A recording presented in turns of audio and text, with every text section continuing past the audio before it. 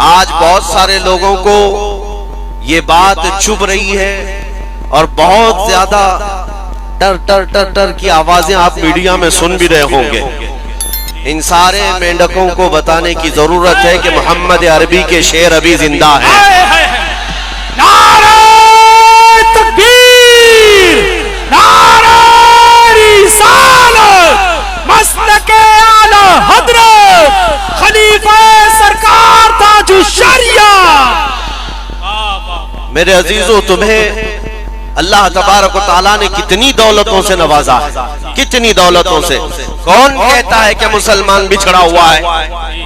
کون کہتا ہے کہ یہ پسماندہ ہے؟ تمہاری نظروں میں ہو سکتا ہے پسماندہ ہو، بچھڑا ہو، دولت سے عاری ہے، سیاست سے خالی ہے، حکومت سے دور ہے، ڈپارٹمنٹ میں اس کی نمائندگی نہیں ہے. لیکن اے دنیا والوں، جو دولت ہم اپنے سینے میں عشق رسول کی رکھتے ہیں، پوری کائنات مل کر کے اس کی قیمت نہیں لگا سکتی. اور الحمدللہ ہم نے دیکھا ہے مصطفیٰ کریم کے فدائی حضور کے قدموں پر نچھاور ہونے والوں کے لیے پوری کائنات ٹوٹ پڑتی ہے اور بڑے بڑے مالدار اسے خریدنے کی کوشش کرتے ہیں. لیکن میرے مصطفیٰ کا غلام ہر زمانے میں یہ کہتا آ رہا ہے. میں آپ کو بتا رہا ہوں، آپ کے علاقے میں میری پہلی آمد ہے، آپ کے علاقے میں میرا آپ کے سامنے کھڑا ہونا پہلی مرتبہ ہے. سید صاحب قبلہ ابھی فرما رہے تھے کہ جس علاقے میں آپ کھڑے ہیں اللہ کریم سب کے دلوں میں محبت پیدا کرتا ہے. لیکن میں یہ محسوس کرتا ہوں آپ کے اندر میرے لیے یہ جذبات میرے جبے ٹوپی کی وجہ سے نہیں، میرے کسی سیاسی خاندان کی وجہ سے نہیں. آپ اگر یہاں مجھ سے محبت کرتے ہیں یا اس منبر پر میری تعظیم کرتے ہیں تو صرف اس لیے کہ رسول پاک کے قدموں سے وابستہ ہے. اور ہماری عزت اسی کے لیے ہے جو نبی کی غلامی میں آتا ہے. اور میں نے محسوس کیا ہے جب تک بکے نہ تھے تو کوئی پوچھتا نہ تھا، جب تک بکے نہ تھے تو کوئی پوچھتا نہ تھا. یا رسول اللہ، تم نے خرید کر ہمیں انمول کر دیا. اسی لیے شاعر کہتا ہے بے دام ہی بک جائیے بازار نبی میں. آپ کو اندازہ نہیں ہے میرے عزیزوں، ایک بار جو مصطفیٰ کریم صلی اللہ علیہ وسلم کے دامن میں آتا ہے چاند بھی اس پر رشک کرنے لگتا ہے. آسمان بھی اپنے دروازے اس کے لیے کھول دیتا ہے. وہ نبی کا جو غلام ہوتا ہے جس طرف سے وہ گزرے ہوائیں اسے سلام کرتی ہیں. تمہارے پاس بڑی دولت نبی پاک کی غلامی کی ہے. بس صرف اور صرف بات اتنی ہو گئی کہ اس ظالم دنیا نے تمہارے گلے سے وہ پٹا کھینچنے کی کوشش کی جو غلامی کا پٹا تم نے صدیوں سے میرے مصطفیٰ کی غلامی کا اپنے گلے میں ڈال رکھا ہے. اس پٹے کو کبھی نکالنے مت دینا. جب تک تمہارے گلے میں میرے مصطفیٰ کی غلامی کا پٹا رہے گا ہر کتے کو تم پٹا ڈال سکتے ہو، ہر کتے کو تم پٹا ڈال سکتے ہو. اور دنیا بھر یہ جانتی ہے کہ نبی کے جیسا کوئی نہیں تھا. اگر میں ایک لسٹ آپ کے سامنے پیش کروں ہندوؤں کے بڑے بڑے جو ان کے گرو رہ چکے، عیسائیوں کے جو بڑے بڑے پادری رہ چکے، یا پھر سکھوں کے بڑے بڑے جو ان کے گرو ہو چکے، ان سب کی تحریریں موجود ہیں. میرے نبی پاک صلی اللہ تعالی علیہ وسلم کی شان میں وہ سب رطب اللسان رہے. ہر زمانے کا، ہر فرقے کا، ہر دین کا ماننے والا میرے نبی کی عظمت کو سلام کرتا ہے. لیکن اتنی بات یاد رکھے، میرے نبی کی عظمت اور تعریف کرنے کے لیے حلالی ہونا ضروری ہوتا ہے. یہ بات سمجھ لیں، نبی پاک صلی اللہ تعالی علیہ وسلم کی عظمت سورج سے زیادہ روشن ہے. دن میں سورج نکل جائے اور اگر کوئی کہے کہ سورج کالا ہے تو آپ اسے کیا کہیں گے؟ سوائے تیرے کالے پن کے اور کچھ نہیں ہو سکتا. سورج تو روشن ہے، سورج روشن ہے. لیکن میرے نبی پاک کی شان میں اگر کوئی انگلی اٹھاتا ہے تو اے سنیو، قرآن کی زبان میں بتاتا ہوں کہ جس نے بھی گستاخی کی یا حضور کی سیرت پر انگلی اٹھائی، قرآن کے فارمولے کے اعتبار سے وہ حلالی نہیں ہو سکتا. اس کی ماں نے خطا کیا ہو. عتل بعد ذلك زنیم، قرآن میں اللہ فرماتا ہے جس نے رسول کو گالیاں دی وہ زنا سے پیدا ہوتا ہے، زنا سے پیدا ہوتا ہے. تحقیق کرنے کی ضرورت نہیں، ویسے ہی سامنے آ جائیں گی باتیں. جتنے گستاخ ہوں گے ان کی ساری حقیقتیں باہر آ جائیں گی۔ ایک مرتبہ میرے عزیزوں آپ کو میں یہ بات بتا دوں، حضور کی عزت پر پہرا دینا، اگر اللہ کریم نے تمہیں اس خدمت کے لیے منتخب کر لیا تو اپنے اعزاز پر فخر کرو کہ یہ خدمت عام آدمی کے ذمہ نہیں دی جاتی، اللہ جسے پسند کرتا ہے اسے اپنے محبوب کے لیے چنتا ہے۔ بے شک حق ہے۔ اگر حضور کی محبت کے لیے تمہیں چنا گیا یا ان کی عزت پر پہرا دینے کے لیے چنا گیا تو فخر کرو اور شکر کرو، اس لیے کہ نبی پاک کا ڈیفنس کرنا اور دفاع کرنا خود مولا کریم کی سنت ہے، اللہ کریم کی سنت ہے۔ میں نے سورہ پڑھی آپ کے سامنے، انا اعطیناک الکوثر۔ توجہ، حضور پاک صلی اللہ تعالی علیہ وسلم کے 3 بیٹے پیدا ہوئے، حضرت قاسم، حضرت عبداللہ، حضرت ابراہیم۔ تینوں بیٹے بچپن میں انتقال کر گئے۔ 3 بیٹے ہوئے، بیٹیاں 4 ہوئی اور چاروں بڑی عمر تک رہیں، شادی بھی ہوئی، لیکن بیٹے جو تھے وہ بچپن میں انتقال کر گئے، 6 مہینے سے زیادہ کوئی حیات میں نہیں رہے۔ اب آپ کو میں یہ بات بتاتا ہوں، جاہلوں کے ہاں یہی رواج ہے کہ نسل جو ہے وہ بیٹے نہ ہوں گے تو ختم ہو جائے گی۔ اس طرح کے تانے مکہ کے کفار بھی دینے لگ گئے۔ ابو لہب نے ایک کڑوا جملہ کہا میرے نبی پاک کی شان میں، حضور پاک صلی اللہ تعالی علیہ وسلم کو اس نے کہا کہ وہ ابتر ہے، اقتا ہے، یعنی نسل کٹی ہوئی ہے، محمد کی نسل نہیں چل سکتی، بیٹے تھے ختم ہو گئے۔ حضور پاک صلی اللہ تعالی علیہ وسلم کو یہ بات گراں گزری۔ اللہ کے حبیب صلی اللہ تعالی علیہ وسلم کو ظالم نے تانا مارا۔ جانتے ہیں میرے نبی کے دفاع میں، ڈیفنس میں کون سامنے آیا؟ کوئی نہیں بلکہ خدائے قدیر و جبار آیت اتارتا ہے۔ قرآن میں آیت اور پوری سورہ آ گئی، انا اعطیناک الکوثر، اے محبوب ہم نے آپ کو کوثر عطا کیا ہے، فصلی لربک وانحر، اپنے رب کے لیے عبادت کرے، قربانی کرے۔ اب اخیر آیت میں اللہ فرماتا ہے اے محبوب آپ کٹی ہوئی نسل کے نہیں، ان شانئک ھو الابتر، آپ کا دشمن کٹی ہوئی نسل کا ہے۔ کون کہتا ہے؟ اللہ۔ آپ کا دشمن کٹی ہوئی نسل کا ہے۔ ابو لہب نے میرے آقا کو کٹی ہوئی نسل کا کہا تھا، اور مولا نے ابو لہب کے لیے فرمایا آج اے سنیو، اے میرے جوانوں، آپ سے میں کہتا ہوں ذرا چراغ لے کر پوری کائنات میں ڈھونڈ کر کے دکھاؤ ابو لہب کے بیٹے کہاں رہتے ہیں، اس کی بیٹیاں کہاں رہتی ہیں، اس کی اولاد کتنی ہے، اس کے خاندان کتنے ہیں۔ تمہیں ایک جگہ سے ایک بچہ بھی نہیں ملے گا۔ ابو لہب ختم ہوا، اس کی اولاد بھی اسی زمانے میں ختم ہو چکی، لیکن جس خطے میں بھی جاؤ گے میرے آقا کی اولاد، سادات اور آل رسول ہر جگہ نظر۔ بے شک حق ہے۔ اور الحمدللہ جتنے ممبروں پر سے میں نے خطاب کیا، آج تک شاید کوئی ممبر ایسا ہو جس میں آل رسول نہ ہوتے ہو، میرے آقا کی اولاد نہ ہوتی ہو۔ اللہ کریم اپنے نبی کے دفاع میں فرما رہا ہے نبی آپ کی نسل نہیں کٹی بلکہ آپ کے دشمن کی نسل کٹی ہے۔ اسی طرح آج بھی میں کہتا ہوں جو ظالم بھونک رہے ہیں یا ابو لہب کی طرح کٹی ہوئی نسل کے ہیں، چند دنوں کے بعد دیکھنا اخباروں میں بھی ان کا تذکرہ نہیں رہ جائے گا، کہیں کسی کی زبان پر ان کا نشان بھی نہیں رہے گا، اور اگر کچھ باقی رہے گا یوں ہی ان کا چرچا رہے گا، یوں ہی ان کا چرچا رہے گا، بڑے خاک ہو جائیں جل جانے والے۔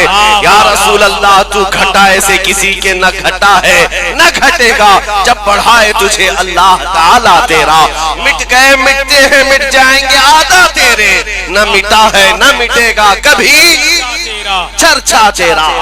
میرے آقا صلی اللہ تعالیٰ علیہ وسلم پر بھونکنے والے بند ہو گئے، ختم ہو گئے۔ آپ کو ایک بات بتا دوں، اس زمانے میں کٹی ہوئی نسل کا کہا، اور اللہ تعالیٰ نے میرے محبوب کی اولاد کو سیدہ کائنات فاطمہ الزہرا کے بطن سے پوری دنیا میں پھیلایا، پوری دنیا میں پھیلایا، اور آج پوری دنیا میں 1400 سال سے اگر کوئی نسب سب سے زیادہ محفوظ ہے تو میرے نبی کا نسب ہے۔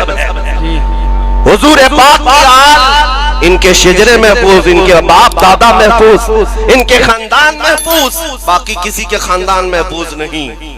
اللہ کریم نے اپنے رسول کے خاندان کو محفوظ رکھا، بلکہ روایات میں ہے قیامت کے دن بھی رسول پاک کی آل اور ان کا خاندان محفوظ ہوگا۔ اب سنیے، میں نے آیت پڑھی، انا اعطیناک الکوثر، بے شک اے محبوب ہم نے آپ کو کوثر عطا کیا۔ کوثر کیا چیز ہے یہ؟ آپ نے تو حوض کوثر کا نام سنا ہوگا۔ حوض کوثر وہ ایک ایسی نہر ہے جو قیامت کے دن میرے آقا کو دی جائے گی، جس کا پانی شہد سے زیادہ میٹھا اور دودھ سے زیادہ سفید۔ میرے آقا اپنے ہاتھوں سے اس نہر سے اپنے امتیوں کو پانی پلائیں، جو ایک بار پیے گا وہ کبھی پیاسا نہ ہوگا۔ اس حوض کوثر کا نام سنا ہوگا، لیکن مفسرین فرماتے ہیں یہاں کوثر کا معنی کچھ اور بھی ہے۔ توجہ، میں تھوڑی تشریح کر کے سمجھاؤں گا، آپ تھوڑی دیر کے لیے میری طرف متوجہ ہو جائیں۔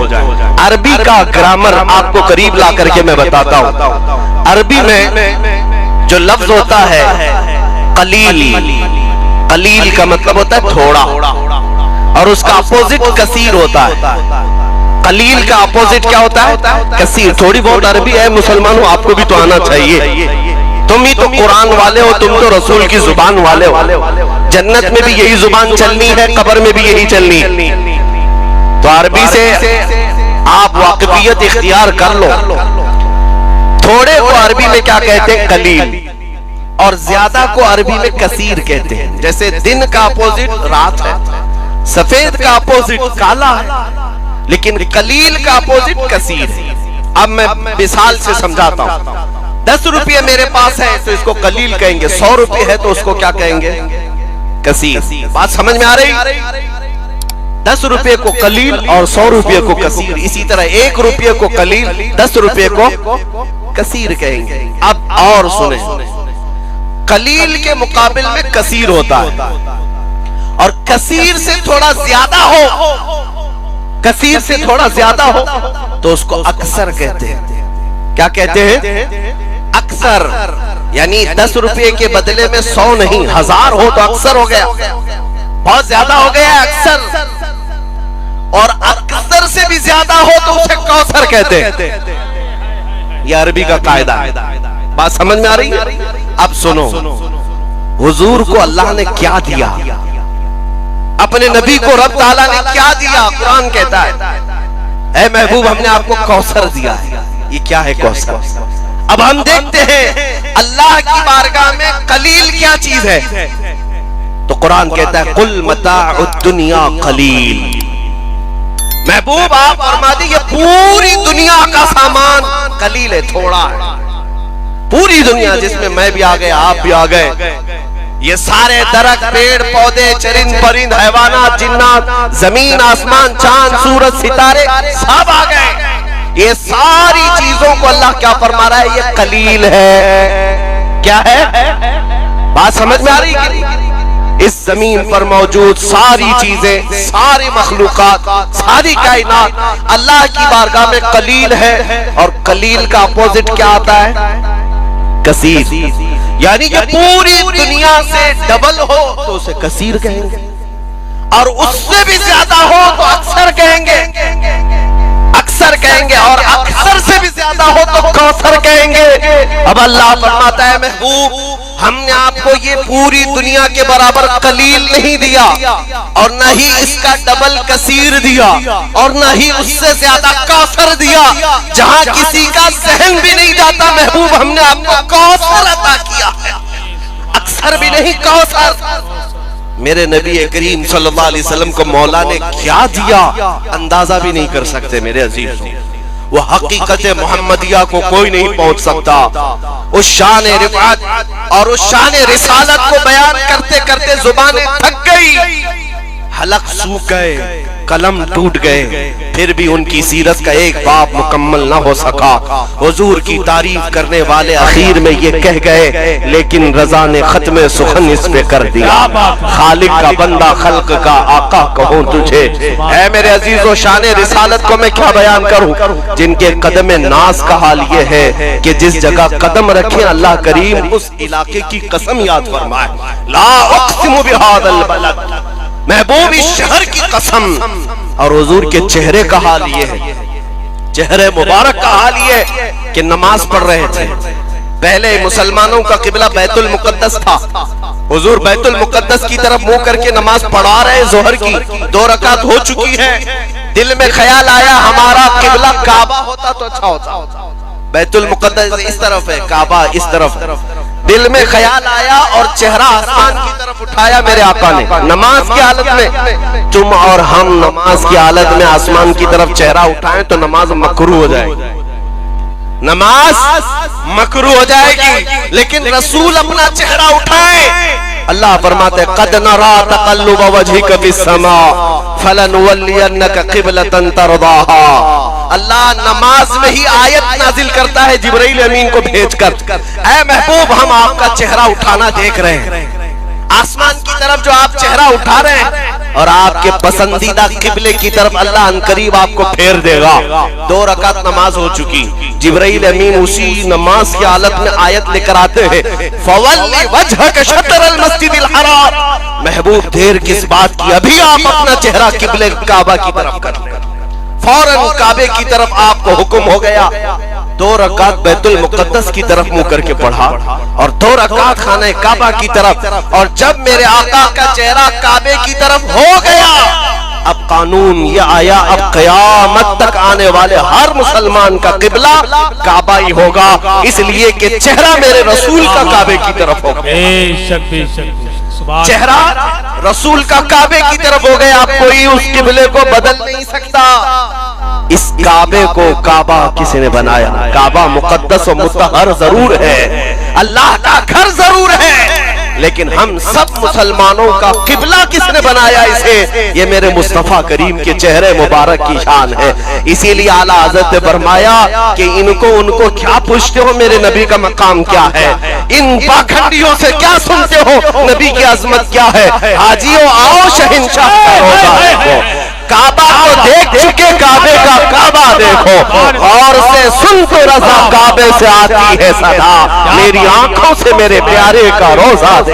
نعرہ تکبیر، نعرہ رسالت، مسلک اعلی حضرت خلیفہ سرکار تاج الشریعہ. سبحان اللہ. کائنات کی ہر شے میرے مصطفیٰ کریم کی عظمت بیان کر رہی ہے. میرے عزیز و حضرت یعلا بن مرہ ایک صحابی ہیں، کہتے ہیں ایک غزوے میں ہم گئے تھے، میری ڈیوٹی لگی تھی حضور کی پہرے داری.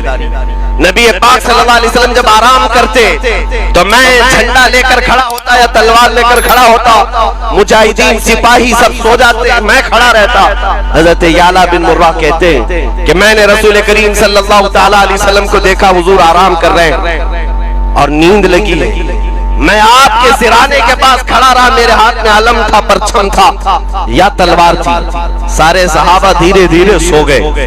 سنو توجہ سے میرے عزیز، حضرت یعلا کہتے ہیں تھوڑی ہی دیر کے بعد میں نے کیا دیکھا، دور صحرا میں اکیلا ایک درخت ہے، اور اس درخت کی طرف میں دیکھنے لگا تو اچانک وہ درخت ہلنے لگ گیا، ادھر سے ادھر ہلا اور اپنی زمین سے اکھڑ گیا، اور اکھڑ کر کے جیسے انسان چلتے ہیں ایسے چلتے ہوئے میرے مصطفیٰ تک آ گیا. نبی پاک جب آرام کر رہے تھے وہ درخت قریب آیا اور قدموں کی طرف جھک گیا اور پھر واپس گیا. حضرت یعلا کہتے مجھے تو ایسا لگ رہا تھا میں خواب دیکھ رہا ہوں. میں ادھر ادھر ٹٹول کر کے دیکھا کہ میں جاگ رہا ہوں یا سو رہا ہوں. اتنے میں میرے آقا کی نیند کھلی اور میرے آقا نے مسکرا کر فرمایا اے یعلا، کائنات کی ہر شے مجھے سلام کرنے کے لیے.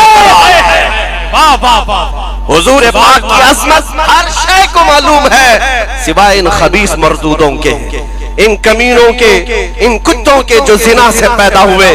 انہیں میرے آقا کی عظمت کا کیا علم؟ لیکن میں آپ کو بتانا چاہتا ہوں شان رسالت کیا ہے، میرے آقا کی رفعت اور ان کا مقام و مرتبہ کیا ہے.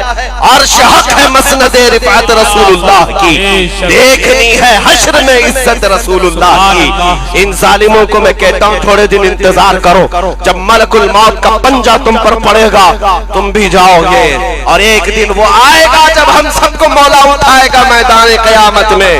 ہم بھی جمع ہوں گے، تم بھی جمع ہوگے، دیکھا جائے گا فیصلہ کیا آتا ہے ارحم الراحمین کی طرف سے۔ احکم الحاکمین جب فیصلہ کرے گا، الحمدللہ ہمیں اس بات کا احساس حاصل ہے کہ قیامت کا جو میدان ہے وہ بھی مولا نے کس لیے سجایا ہے، فقط اتنا سبب ہے ان عقاد بزم محشر کا کہ ان کی شان محبوبی دکھائی جانے والی ہے، ان کی شان محبوبی دکھائی جانے والی ہے۔ اس دن ہم دیکھیں گے اللہ کریم کے حکم سے ایمان سے دنیا سے رخصت ہوئے تو ہم رسول اللہ کے جنت رسول اللہ، اور ان کا جو انجام ہوگا وہ دردناک انجام ہے، وہ یہاں سے بھی شروع ہوگا، قبر میں بھی، مرنے کے بعد بھی، اور حشر میں بھی ہوگا۔ جو نبی پاک کی شان میں بھونکتے تھے، جانتے ہیں ابو لہب کس انداز سے مرا؟ ایسی بیماری لگ گئی تھی کہ اس کے جسم پر کیڑے لگنے لگ گئے مرنے سے پہلے، اور اس کے بعد مر گیا تو گھر والے اسے دفن کرنے نہیں لے گئے، دفن کرنے نہیں لے گئے گھر والے ابو لہب کی لاش کو اٹھا کر کے ایک گڑھے میں پھینک گئے، کیونکہ مکہ کی یہ روایت تھی، ان کا رواج تھا جب کوئی کوڑ کی بیماری یا پھیلنے والی بیماری ان کے ذہن کے مطابق کسی کو ہوتی اور اس بیماری میں کوئی مرتا تو اس کو قبرستان میں نہیں لے جاتے مکہ والے، بلکہ ایسے بیمار کو ایک گڑھے میں ڈال کر اس پر پتھر ڈال کر چلے جاتے۔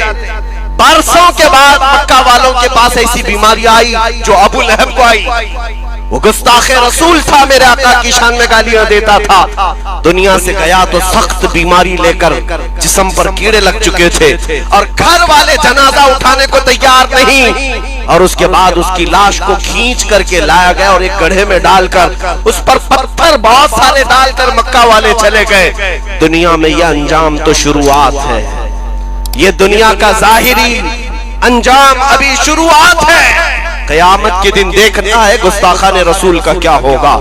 اس ابو لہب کی اولاد آج وہ چاہے وہ تیاگی کی شکل میں ہو کہ رافضی کی شکل میں ہو، اس ابو لہب کی ناجائز اولاد کو میں آج کہنا چاہتا ہوں دیکھنا تمہارا انجام بھی شروع ہونے والا ہے۔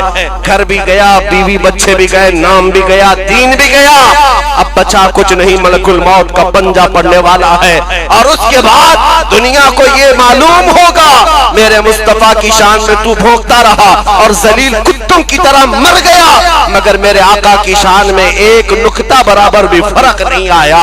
جب جب تم ظالموں نے بھونکنا شروع کیا ہے، الحمدللہ ہمارے ہر علاقے کے بچے بچے کی زبان سے لبیک یا رسول اللہ کا نعرہ لگنا شروع ہوا ہے۔ لبیک لبیک لبیک یا رسول اللہ، لبیک لبیک لبیک یا رسول اللہ، لبیک لبیک لبیک یا نعرہ رسالت۔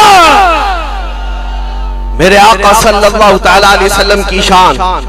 اب ایک بات یہ بھی میں بتا دوں، کوئی بھی یہاں پر یہ ہرگز مت سمجھے کہ ہمارے اوپر ان کی حکومت ہے، الحمدللہ ہم فقیروں کے دلوں پر تاجدار مدینہ کی حکومت ہے، ہم یہ منعان تسلیم کر دیں یا نہیں؟ ہماری روح پر، ہمارے دل پر، ہماری جان پر حکومت میرے مصطفیٰ کریم کی ہے، وہ ہمارے سلطان بھی ہیں، ہمارے شہنشاہ بھی ہیں۔ نبی اکرم صلی اللہ تعالی علیہ وسلم کو ہم نے بادشاہ ہر زمانے کا تسلیم کیا ہے۔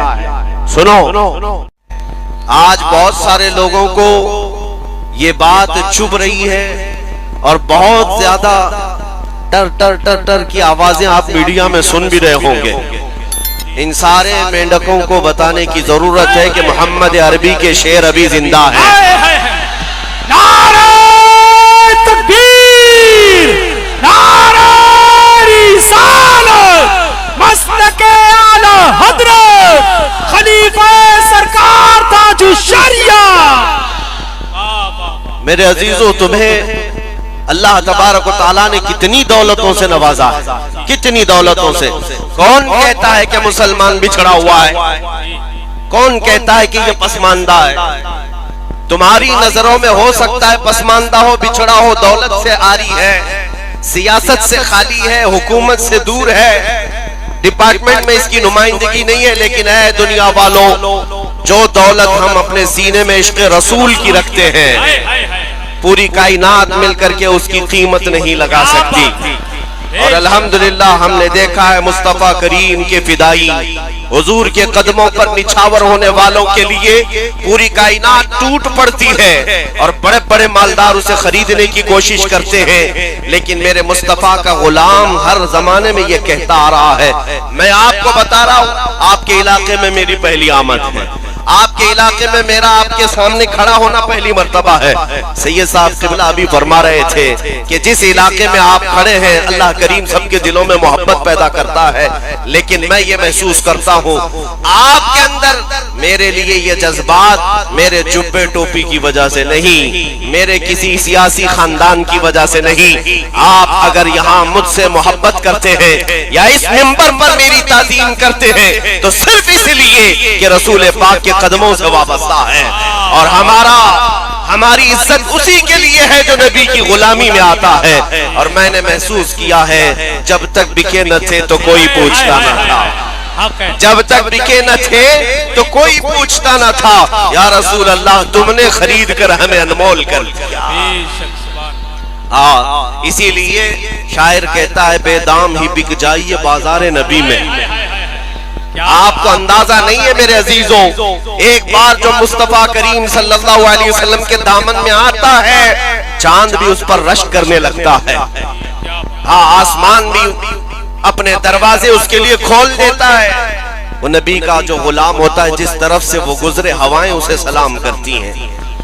تمہارے پاس بڑی دولت نبی پاک کی غلامی کی ہے، بس صرف اور صرف بات اتنی ہو گئی کہ اس ظالم دنیا نے تمہارے گلے سے وہ پٹا کھینچنے کی کوشش کی جو غلامی کا پٹا تم نے صدیوں سے میرے مصطفیٰ کی غلامی کا اپنے گلے میں ڈال رکھا ہے۔ اس پٹے کو کبھی نکالنے مت دینا، جب تک تمہارے گلے میں میرے مصطفیٰ کی غلامی کا پٹا رہے گا ہر کتے کو تم پٹا ڈال سکتے ہو، حق ہے، حق ہے، ہر کتے کو تم پٹا ڈال سکتے ہو۔ اور دنیا بھر یہ جانتی ہے کہ نبی کے جیسا کوئی نہیں تھا۔ اگر میں ایک لیسٹ آپ کے سامنے پیش کروں ہندوؤں کے بڑے بڑے جو ان کے گرو رہ چکے، عیسائیوں کے جو بڑے بڑے پادری رہ چکے، یا پھر سکھوں کے بڑے بڑے جو ان کے گرو ہو چکے، ان سب کی تحریریں موجود ہیں۔ میرے نبی پاک صلی اللہ تعالی علیہ وسلم کی شان میں وہ سب رطب اللسان رہے، ہر زمانے کا، ہر فرقے کا، ہر دین کا ماننے والا میرے نبی کی عظمت کو سلام کرتا ہے، لیکن اتنی بات یاد رکھے میرے نبی کی عظمت اور تعریف کرنے کے لیے حلالی ہونا ضروری ہوتا ہے۔ یہ بات سمجھ لیں، نبی پاک صلی اللہ تعالی علیہ وسلم کی عظمت سورج سے زیادہ روشن ہے۔ دن میں سورج نکل جائے اور اگر کوئی کہے کہ سورج کالا ہے تو آپ اسے کیا کہیں گے؟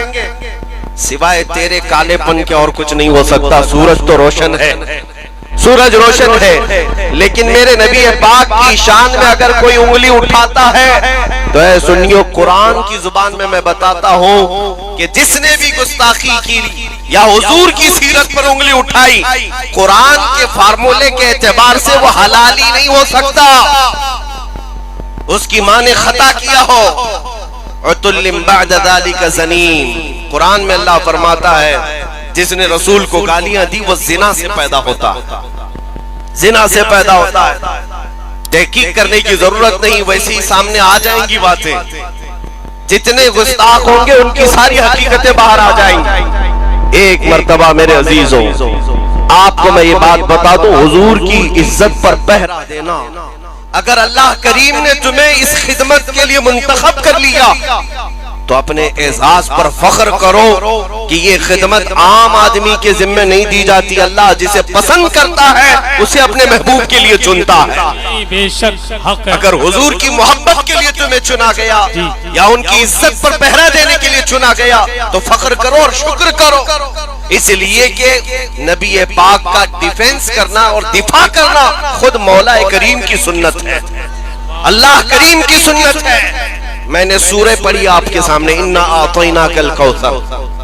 توجہ، حضور پاک صلی اللہ تعالی علیہ وسلم کے 3 بیٹے پیدا ہوئے، حضرت قاسم، حضرت عبداللہ، حضرت ابراہیم۔ تینوں بیٹے بچپن میں انتقال کر گئے۔ 3 بیٹے ہوئے، بیٹیاں 4 ہوئی اور چاروں بڑی عمر تک رہیں، شادی بھی ہوئی، لیکن بیٹے جو تھے وہ بچپن میں انتقال کر گئے، 6 مہینے سے زیادہ کوئی حیات میں نہیں رہے۔ اب آپ کو میں یہ بات بتاتا ہوں، جاہلوں کے ہاں یہی رواج ہے کہ نسل جو ہے وہ بیٹے نہ ہوں گے تو ختم ہو جائے گی۔ اس طرح کے تانے مکہ کے کفار بھی دینے لگ گئے۔ ابو لہب نے ایک کڑوا جملہ کہا میرے نبی پاک کی شان میں، حضور پاک صلی اللہ تعالی علیہ وسلم کو اس نے کہا کہ وہ ابتر ہے، اقتا ہے، یعنی نسل کٹی ہوئی ہے، محمد کی نسل نہیں چل سکتی، بیٹے تھے ختم ہو گئے۔ حضور پاک صلی اللہ تعالی علیہ وسلم کو یہ بات گراں گزری۔ اللہ کے حبیب صلی اللہ تعالی علیہ وسلم کو ظالم نے تانا مارا۔ جانتے ہیں میرے نبی کے دفاع میں، ڈیفنس میں کون سامنے آیا؟ کوئی نہیں بلکہ خدائے قدیر و جبار آیت اتارتا ہے۔ قرآن میں آیت اور پوری سورہ آ گئی، انا اعطیناک الکوثر، اے محبوب ہم نے آپ کو کوثر عطا کیا ہے، فصلی لربک وانحر، اپنے رب کے لیے عبادت کرے، قربانی کرے۔ اب اخیر آیت میں اللہ فرماتا ہے محبوب آپ کٹی ہوئی نسل کے نہیں، ان شانئک ھو الابتر، آپ کا دشمن کٹی ہوئی نسل کا ہے۔ کون کہتا ہے؟ اللہ۔ آپ کا دشمن کٹی ہوئی نسل کا ہے۔ ابو لہب نے میرے آقا کو کٹی ہوئی نسل کا کہا تھا، اور مولا نے ابو لہب کے لیے فرمایا آج اے سنیو، اے میرے جوانوں، آپ سے میں کہتا ہوں ذرا چراغ لے کر پوری کائنات میں ڈھونڈ کر کے دکھاؤ ابو لہب کے بیٹے کہاں رہتے ہیں، اس کی بیٹیاں کہاں رہتی ہیں، اس کی اولاد کتنی ہے، اس کے خاندان کتنے ہیں۔ تمہیں ایک جگہ سے ایک بچہ بھی نہیں ملے گا۔ ابو لہب ختم ہوا، اس کی اولاد بھی اسی زمانے میں ختم ہو چکی، لیکن جس خطے میں بھی جاؤ گے میرے آقا کی اولاد، سادات اور آل رسول ہر جگہ نظر بے شک بے شک حق ہے۔ اور الحمدللہ جتنے ممبروں پر سے میں نے خطاب کیا، آج تک شاید کوئی ممبر ایسا ہو جس میں آل رسول نہ ہوتے ہو، میرے آقا کی اولاد نہ ہوتی ہو۔ اللہ کریم اپنے نبی کے دفاع میں فرما رہا ہے نبی آپ کی نسل نہیں کٹی بلکہ آپ کے دشمن کی نسل کٹی ہے۔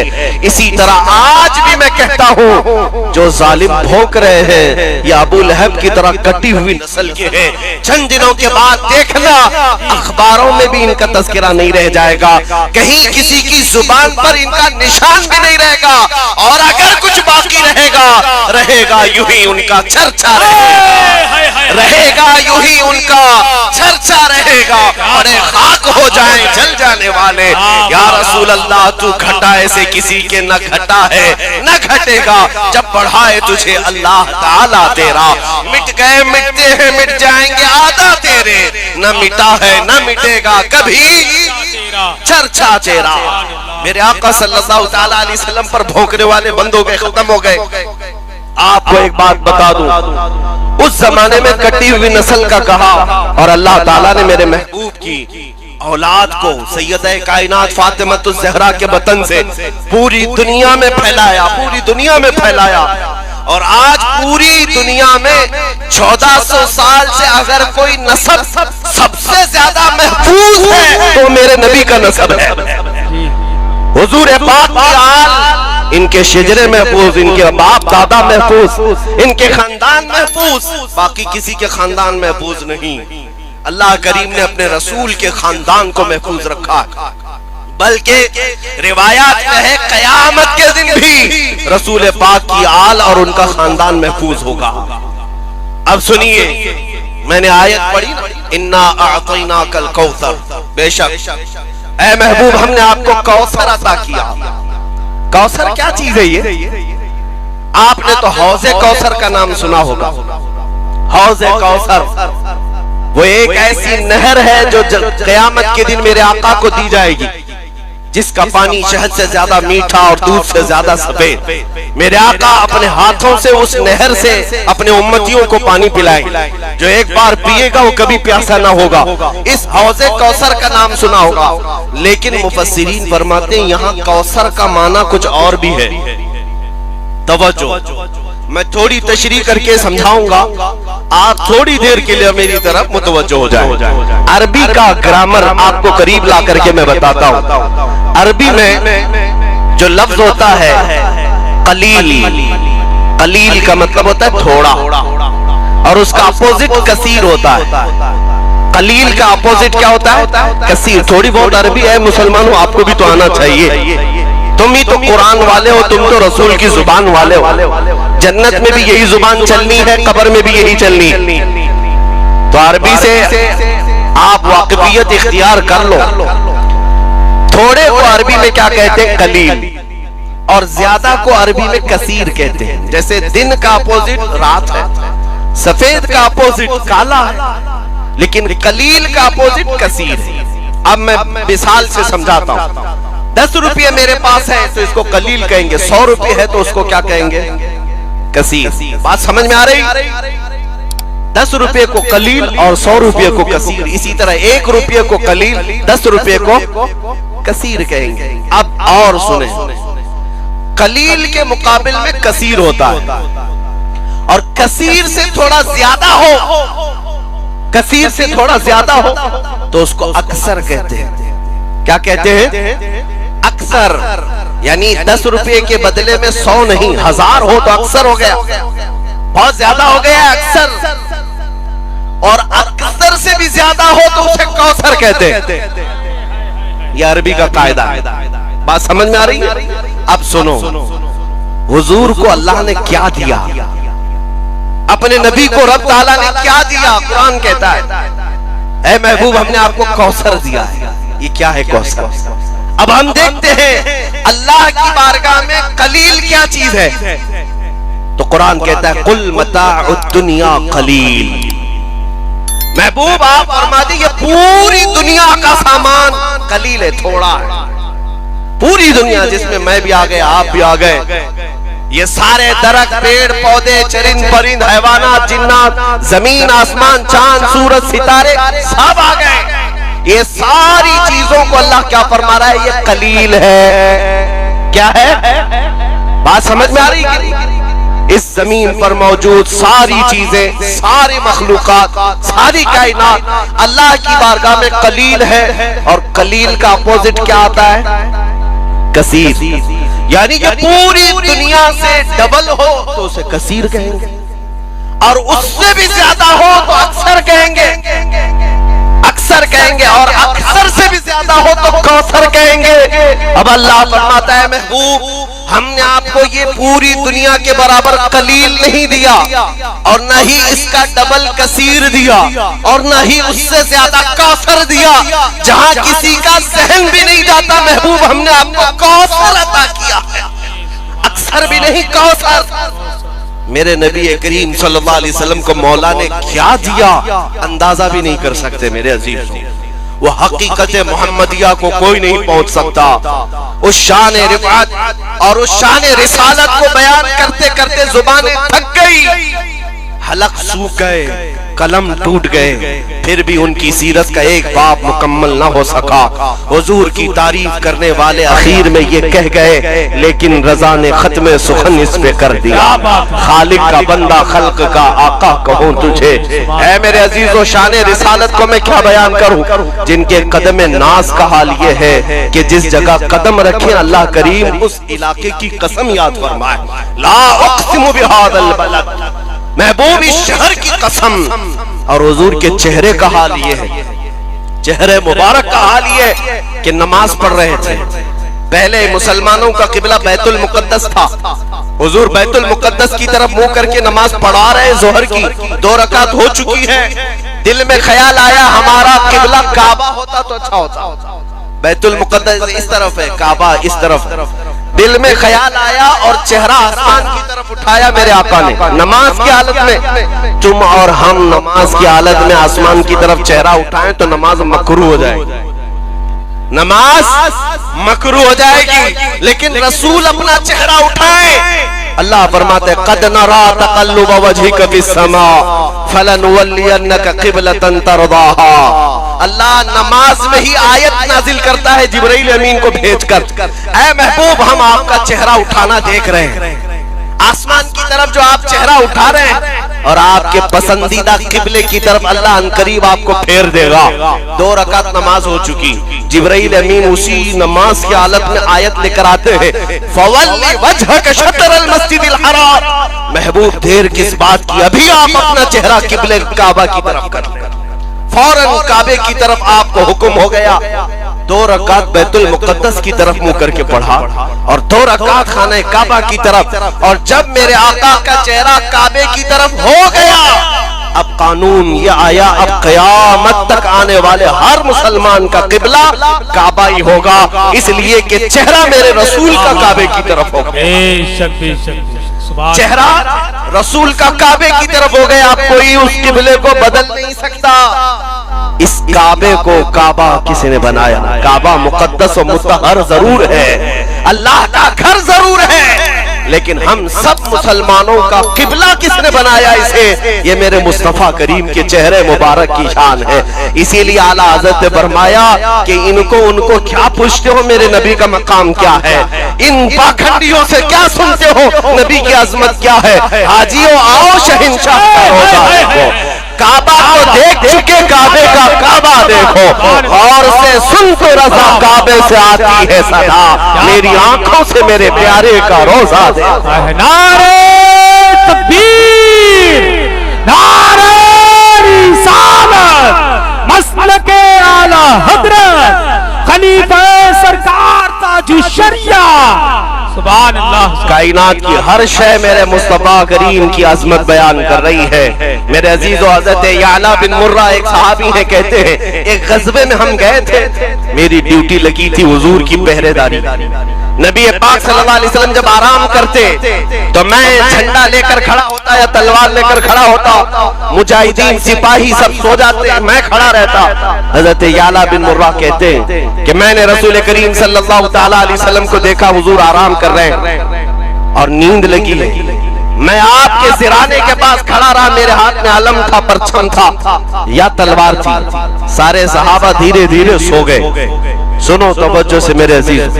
حضرت یعلا کہتے ہیں تھوڑی ہی دیر کے بعد میں نے کیا دیکھا, دور صحرا میں اکیلا ایک درخت ہے, اور اس درخت کی طرف میں دیکھنے لگا تو اچانک وہ درخت ہلنے لگ گیا, ادھر سے ادھر ہلا اور اپنی زمین سے اکھڑ گیا, اور اکھڑ کر کے جیسے انسان چلتے ہیں ایسے چلتے ہوئے میرے مصطفیٰ تک آ گیا. نبی پاک جب آرام کر رہے تھے وہ درخت قریب آیا اور قدموں کی طرف جھک گیا اور پھر واپس گیا. حضرت یعلا کہتے مجھے تو ایسا لگ رہا تھا میں خواب دیکھ رہا ہوں. میں ادھر ادھر ٹٹول کر کے دیکھا کہ میں جاگ رہا ہوں یا سو رہا ہوں. اتنے میں میرے آقا کی نیند کھلی اور میرے آقا نے مسکرا کر فرمایا, اے یعلا, کائنات کی ہر شے مجھے سلام کرنے کے لیے. حضور پاک کی عظمت ہر شے کو معلوم ہے سوائے ان خبیث مردودوں کے, ان کمینوں کے, ان کتوں کے جو زنا سے پیدا ہوئے. انہیں میرے آقا کی عظمت کا کیا علم, لیکن میں آپ کو بتانا چاہتا ہوں شان رسالت کیا ہے, میرے آقا کی رفعت اور ان کا مقام و مرتبہ کیا ہے. عرش حق ہے مسند رفعت رسول اللہ کی, دیکھنی ہے حشر میں عزت رسول اللہ کی. ان ظالموں کو میں کہتا ہوں تھوڑے دن انتظار کرو, جب ملک الموت کا پنجہ تم پر پڑے گا تم بھی جاؤ گے, اور ایک دن وہ آئے گا جب ہم سب کو مولا اٹھائے گا میدان قیامت میں, ہم بھی جمع ہوں گے تم بھی جمع ہوگے.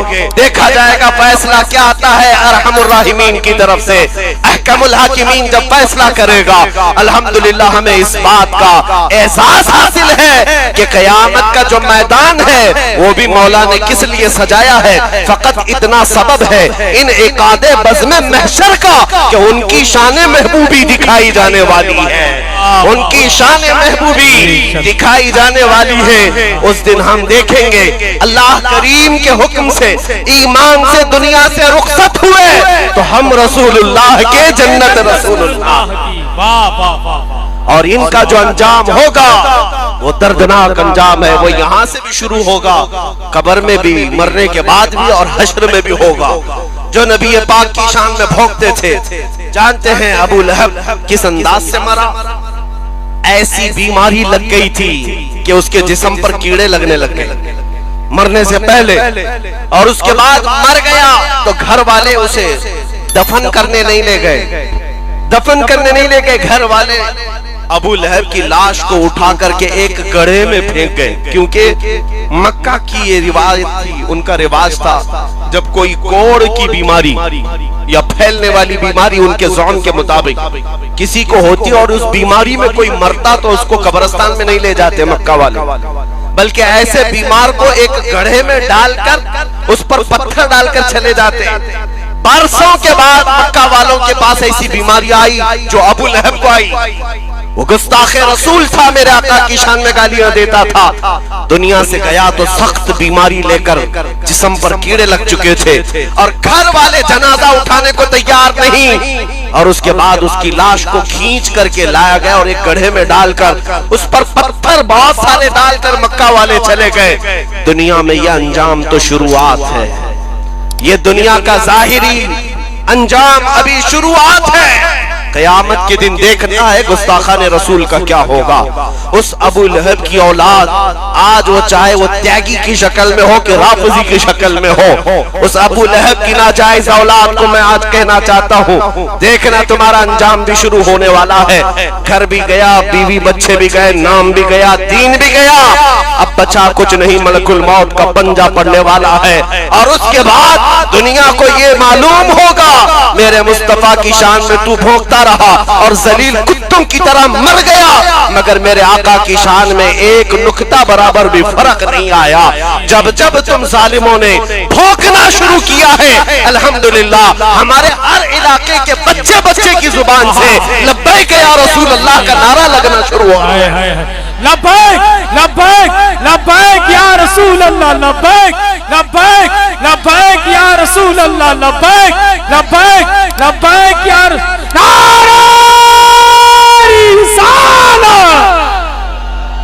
میرے آقا صلی اللہ تعالی علیہ وسلم کی شان۔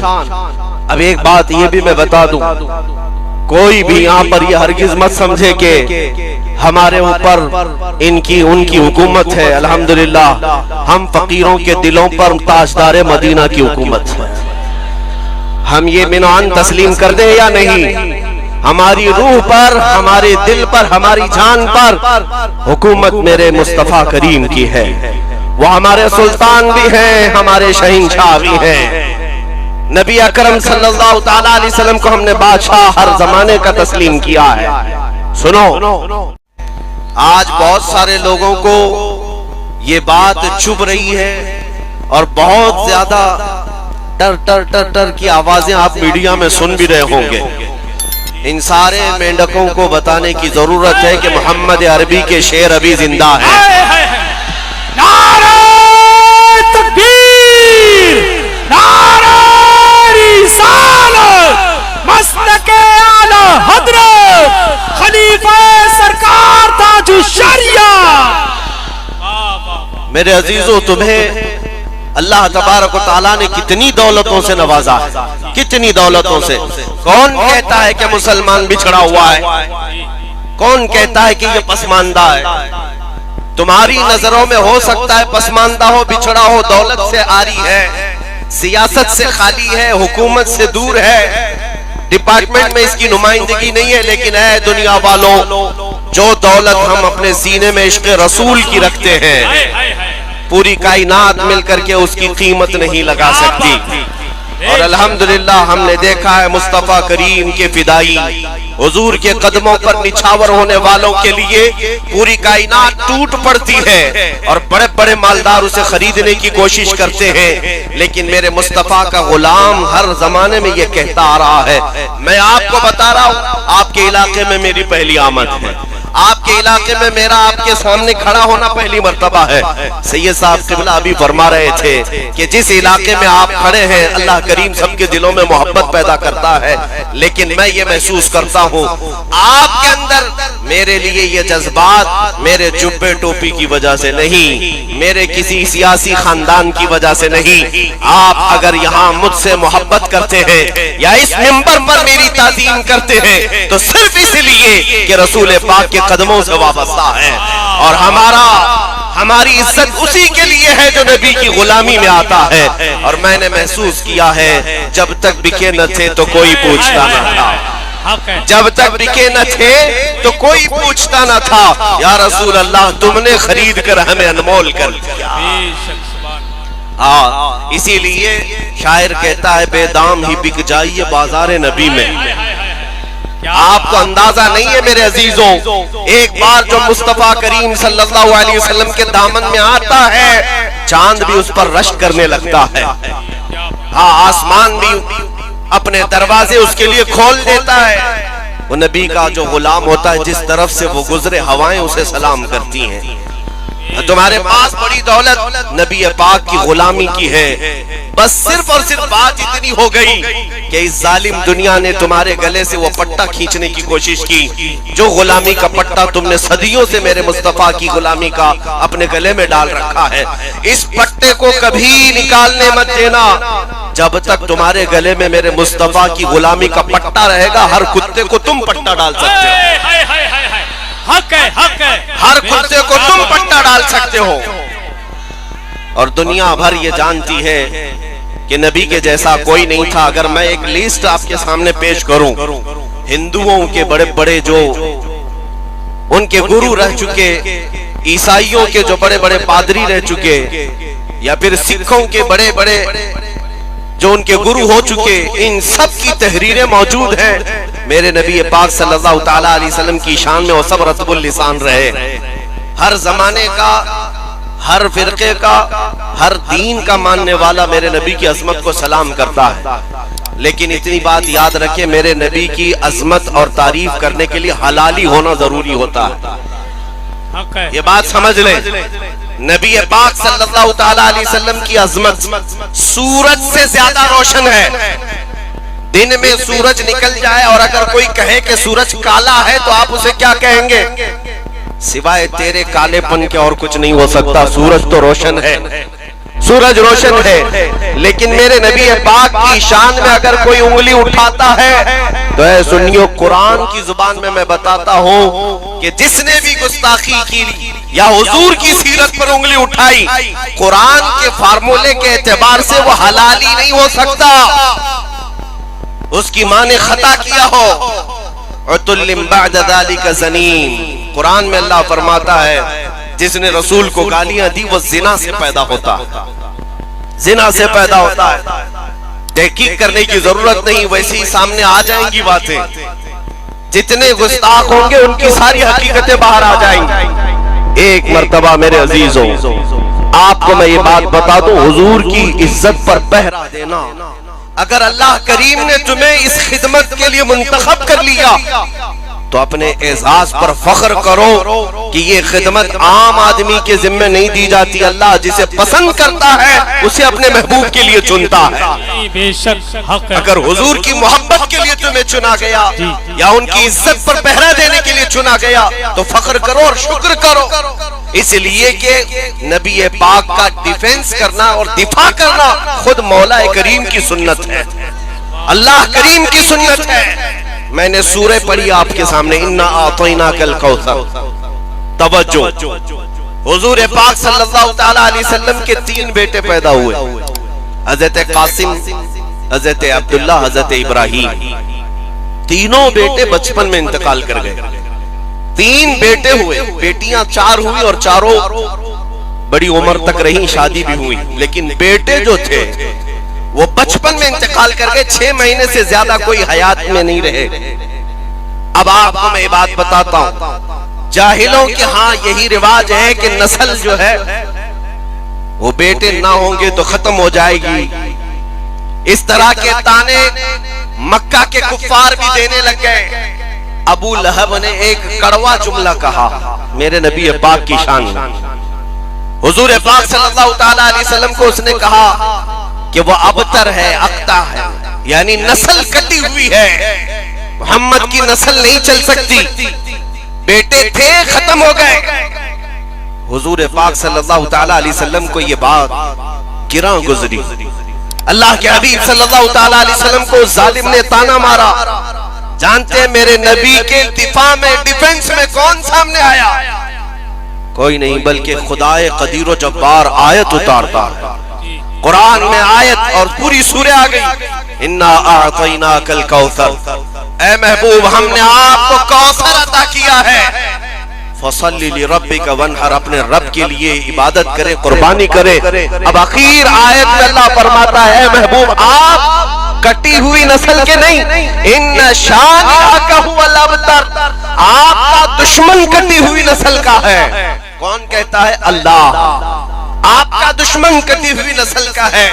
ابو لہب نے میرے آقا کو کٹی ہوئی نسل کا کہا تھا، اور مولا نے ابو لہب کے لیے فرمایا آج اے سنیو، اے میرے جوانوں، آپ سے میں کہتا ہوں ذرا چراغ لے کر پوری کائنات میں ڈھونڈ کر کے دکھاؤ ابو لہب کے بیٹے کہاں رہتے ہیں، اس کی بیٹیاں کہاں رہتی ہیں، اس کی اولاد کتنی ہے، اس کے خاندان کتنے ہیں۔ تمہیں ایک جگہ سے ایک بچہ بھی نہیں ملے گا۔ ابو لہب ختم ہوا، اس کی اولاد بھی اسی زمانے میں